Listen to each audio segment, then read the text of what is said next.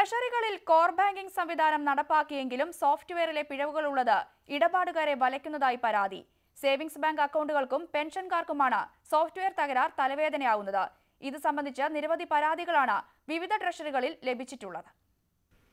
National informatics centre തയ്യാറാക്കിയ സോഫ്റ്റ്വെയറിലെ തകരാറുകൾ ട്രഷറികളുടെ പ്രവർത്തനത്തെ സാരമായി ബാധിക്കുന്നതാണ് പരാതി. പലിശ കണക്കുകൂട്ടുന്നതിലും മറ്റും സോഫ്റ്റ്വെയർ പിഴവുകൾ വരുത്തുന്നു. കൃത്യമായ തുകയല്ല ബാലൻസായും മറ്റും ചിലപ്പോൾ കാണിക്കുന്നതെന്നും ട്രഷറി ജീവനക്കാർ പറയുന്നു. ഇതുമൂലം ഇടപാടുകാർ ട്രഷറികളിൽ പരാതി പറയുന്നതും പ്രതിഷേധമുയർത്തുന്നതും പതിവാണ്. ട്രഷറി ജീവനക്കാർ വിവരം വകുപ്പുദ്യോഗസ്ഥരെയും NIC-യെയും പലതവണ അറിയിച്ചിട്ടും തകരാർ പരിഹരിക്കാൻ നടപടി ഉണ്ടായിട്ടില്ല.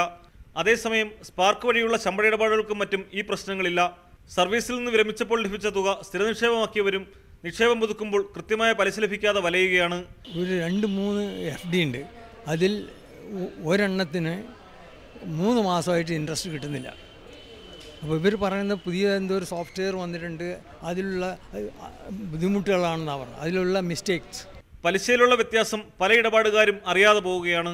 സോഫ്റ്റ്വെയർ തകരാർ ഉടൻ പരിഹരിക്കണമെന്നാവശ്യപ്പെട്ട് പരാതി നൽകിയതായി ആറ്റിങ്ങൽ സ്വദേശി TK ജീവൻലാൽ പറഞ്ഞു. ഒരു യൂണിറ്റാണ് ഈ സോഫ്റ്റ്വെയർ ഡെവലപ്പ് ചെയ്തിരിക്കുന്നത്.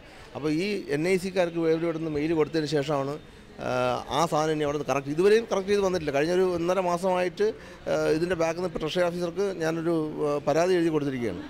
സോഫ്റ്റ്വെയർ തകരാർ മൂലം ആനുകൂല്യങ്ങളും കുടിശ്ശികയും മറ്റും യഥാസമയം അക്കൗണ്ടിലെത്താത്തതും നിരവധി പെൻഷൻകാരെ ബുദ്ധിമുട്ടിക്കുന്നു.